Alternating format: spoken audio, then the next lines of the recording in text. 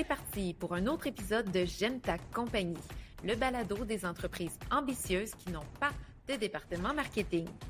Depuis plusieurs années, notre équipe accompagne des entreprises dans le développement de plans marketing et dans la concrétisation de leurs ambitions. On va se dire les vraies affaires, la réalité n'est pas la même quand tu n'as pas un département marketing complet pour assurer le développement des affaires de l'entreprise. Notre promesse, c'est que chaque épisode regorge de trucs et d'outils pour que vous puissiez prendre de meilleures décisions d'affaires. Ici, on s'élève ensemble pour bâtir des entreprises qui nous ressemblent et qui créent de la valeur pour nos communautés. Pour attirer et fidéliser les bonnes clientèles et les plus grands talents, tout est marketing. Et comme nous connaissons la valeur de votre temps, place à l'épisode. On se lance dans un nouvel épisode de J'aime ta compagnie, 3 solutions alternatives pour ceux et celles qui ont un malaise avec le marketing du Black Friday. Katrina Côté-Girard et Marie-Michel Bélanger, stratège marketing, qui aujourd'hui, on va avoir une belle discussion. On a eu à se dire, OK, on arrête de parler parce que on est personnellement, je pense, engagé émotionnellement dans cette discussion-là. Katrina, comment tu arrives aujourd'hui? J'arrive somme toute en forme parce que j'étais en vacances, mais il y a un vilain virus qui m'a rattrapé à mon retour, ce qui fait que j'ai été quelques jours sur le dos. Ça a frappé fort là. En ce moment, là, les virus sont très très forts. Je sais pas si c'est la COVID que j'ai eue, mais on prend pas de chance. Je suis à la maison, puis je me suis isolée quelques jours.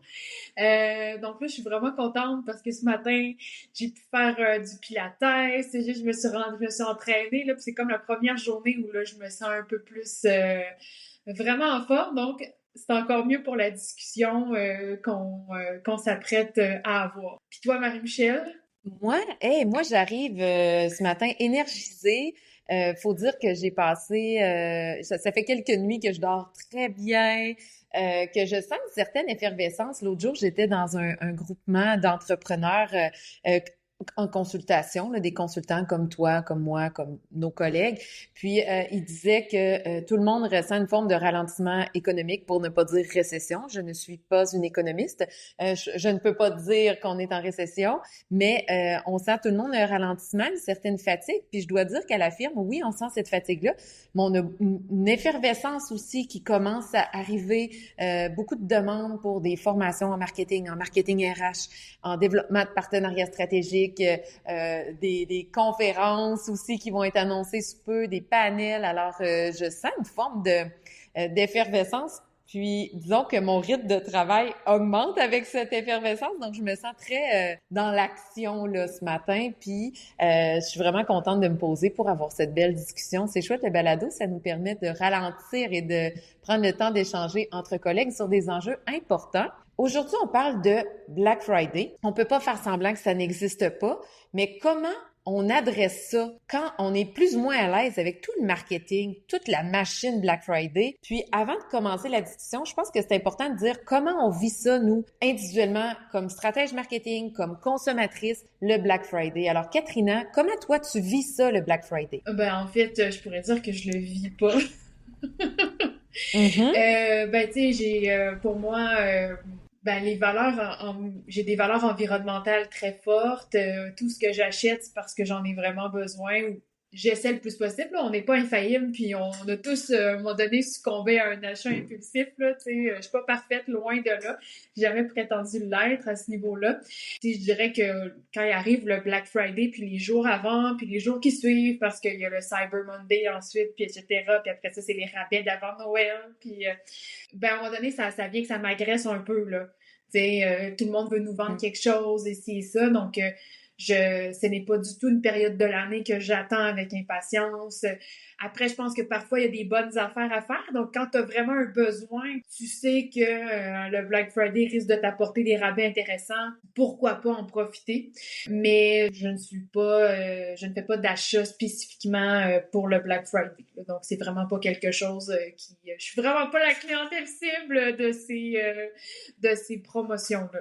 Et moi, pour ma part, un peu comme toi, c'est sûr que j'ai de fortes valeurs environnementales. Je suis très préoccupée par le lien entre le vide intérieur que les gens vivent autour de moi et le fort besoin de consommer quelque chose, de se déplacer, de prendre l'avion, de voyager beaucoup, d'acheter plusieurs sacoches, une nouvelle, changer d'auto aux 2 ans, changer de téléphone aux 2 ans. Puis j'ai l'impression qu'autour de moi, il y a beaucoup de gens qui existent dans la consommation, puis qui sont pris dans cette forme de loop qui ne nourrit finalement jamais. Puis l'autre jour, j'écoutais des chercheurs parler de, par exemple, des gens qui bookent des semaines dans le sud, là. Puis ils expliquaient que le moment où on est le plus heureux quand on se book une semaine dans un tout inclus, c'est la semaine avant de partir. Mm-hmm. C'est l'anticipation, puis que rendu là-bas, on s'habitue très rapidement au rythme, puis après les premières heures, ben on est devenu habitué, puis ça ne nous nourrit pas tant que ça.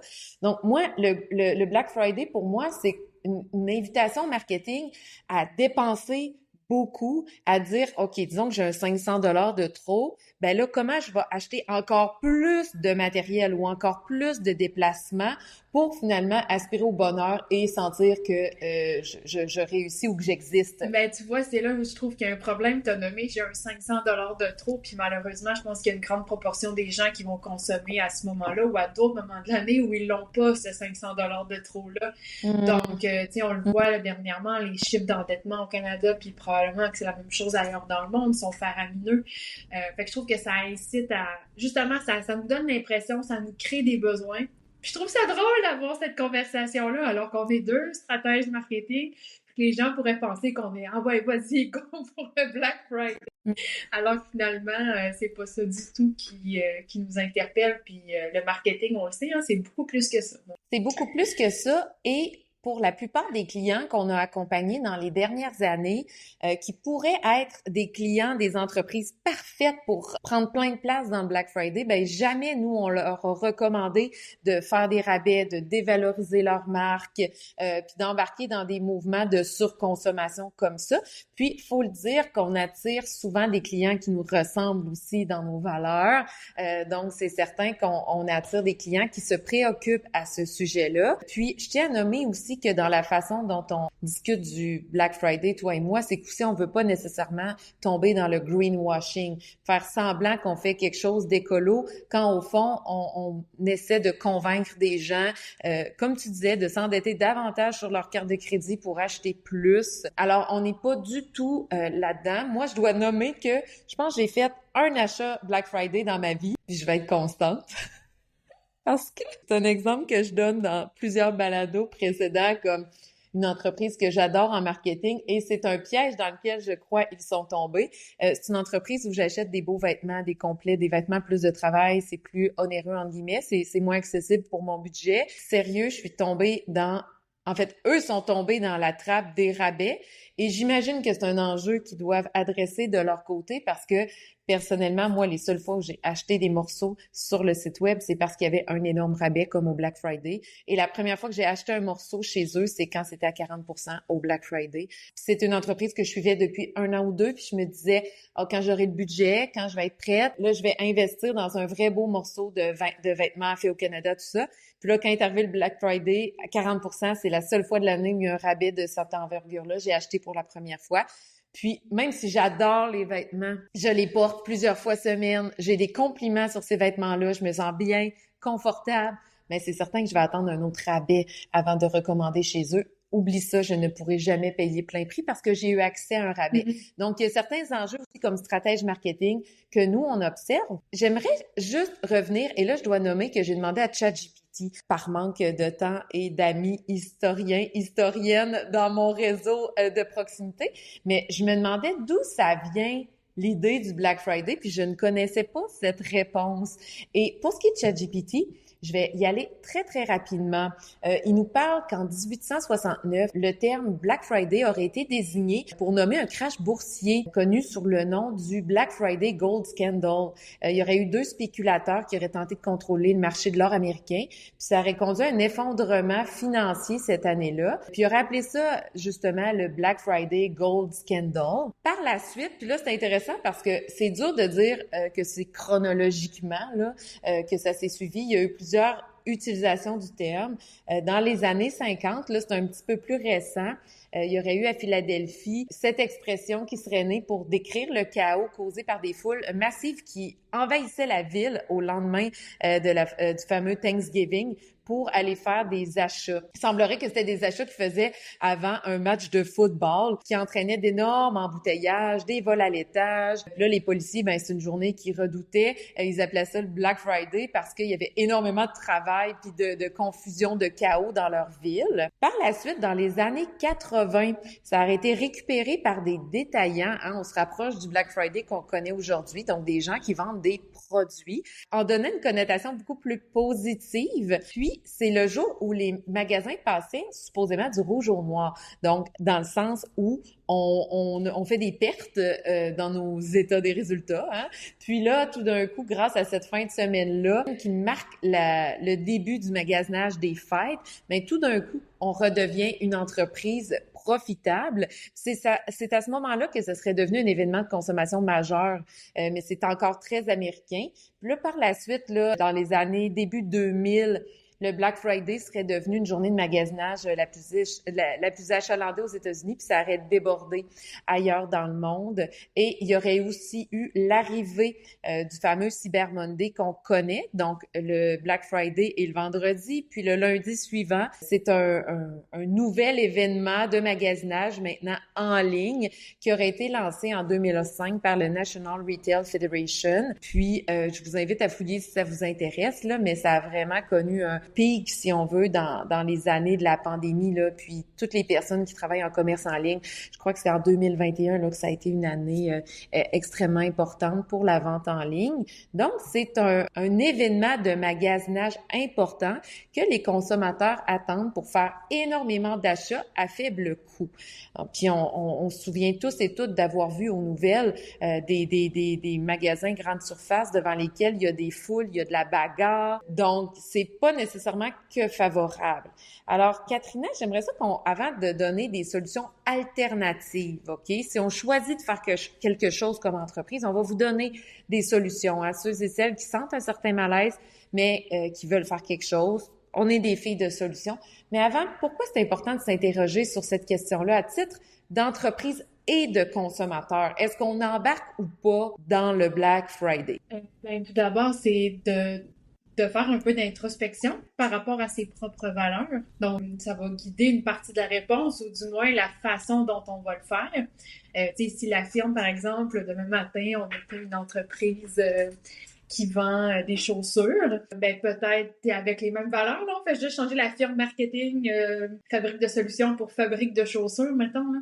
Ben peut-être qu'on aurait de la difficulté à participer au Black Friday de la façon la plus pure qui existe, mais peut-être qu'on trouverait une alternative pour être pleinement aligné avec nos valeurs.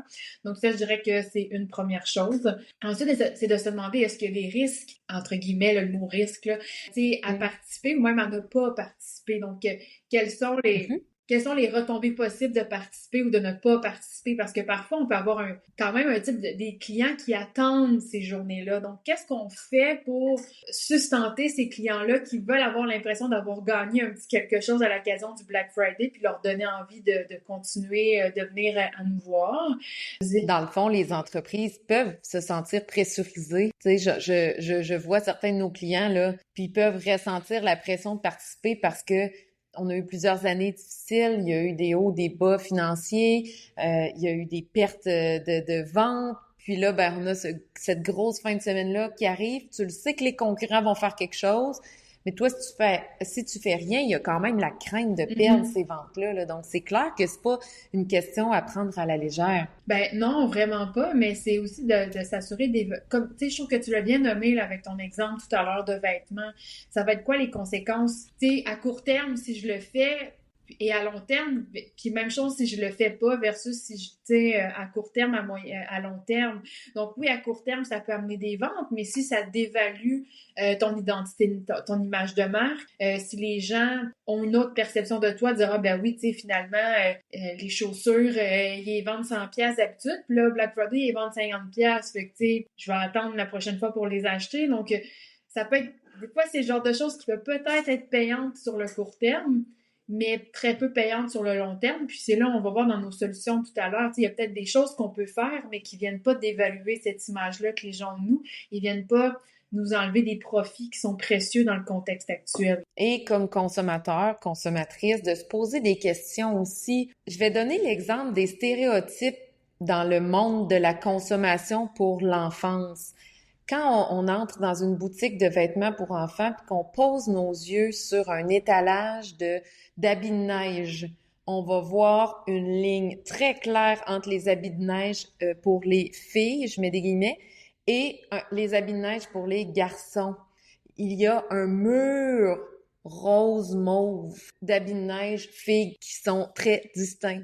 Même chose avec les Legos. Quand on regarde les Legos, comment ça se fait qu'on a fait entre guillemets des Legos plus pour les filles avec des pouliches, des fleurs, du rose, du mauve, des couleurs pastel. On va se dire les vraies affaires. Les compagnies font ces choix-là parce que les gens achètent ça. Donc, oui, les entreprises ont du chemin à faire en termes de Black Friday, de positionnement différent pour qu'on s'élève comme société globale dans ce genre de mouvement-là de surconsommation. À un moment donné, il faut mettre un frein à ça comme entreprise, puis d'aller un peu contre ce mouvement-là pour renforcer notre marque.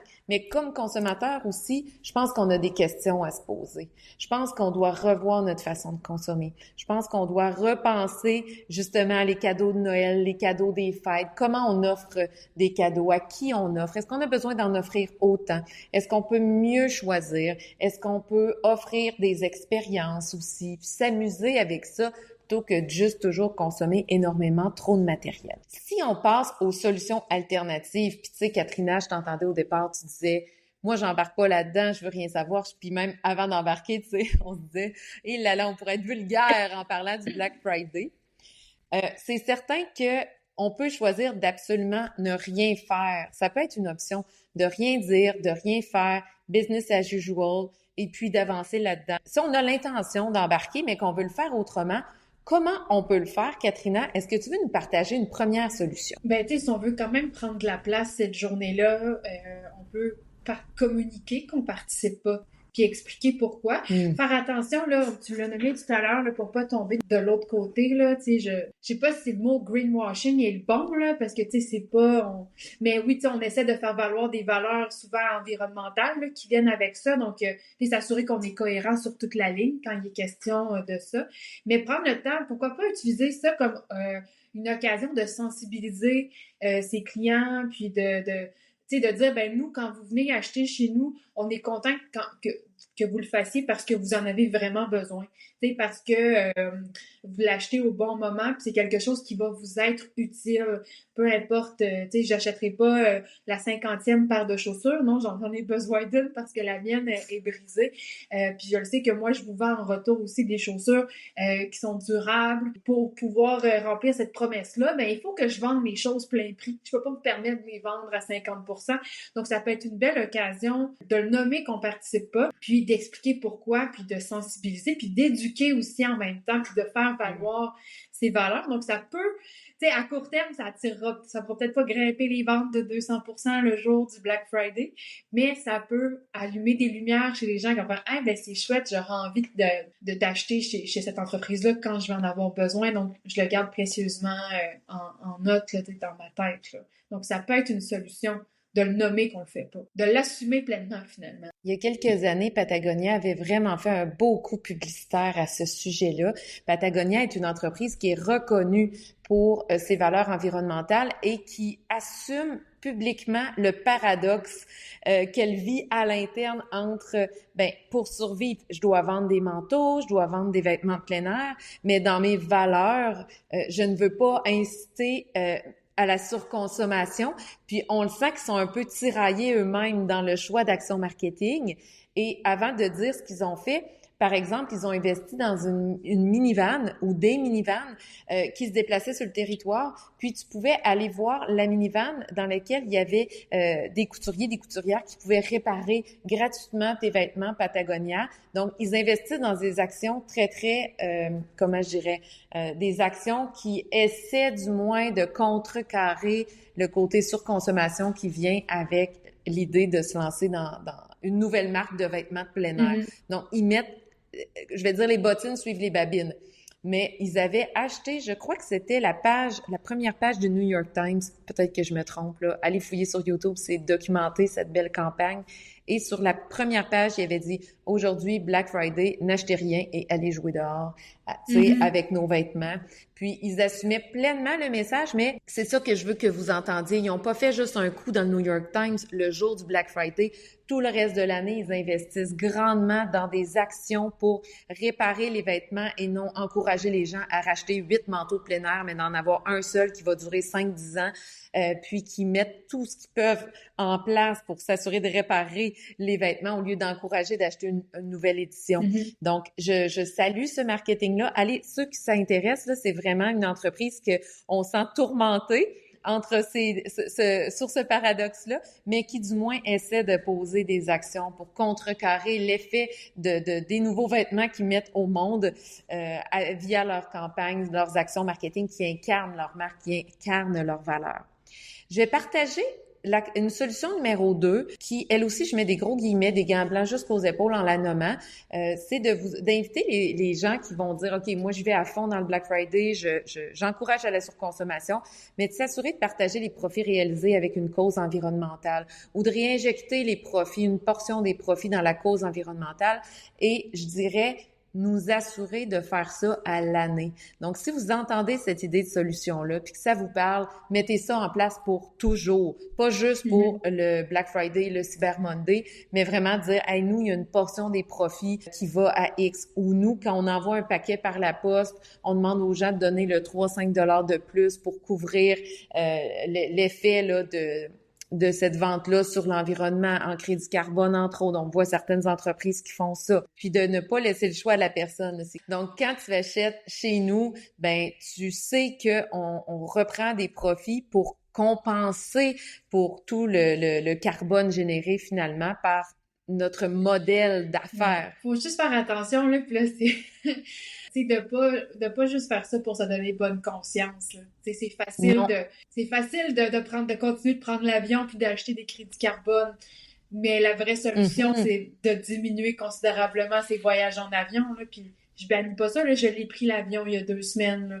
Mais c'est ça. Donc, faut pas simplement acheter des crédits carbone, faut aussi diminuer le nombre de voyages qu'on fait sur une année en avion. Puis, tu sais, je veux dire, comme j'ai dit tout à l'heure, je suis pas parfaite, là, je dis ça, mais je la prends l'avion moi aussi, là.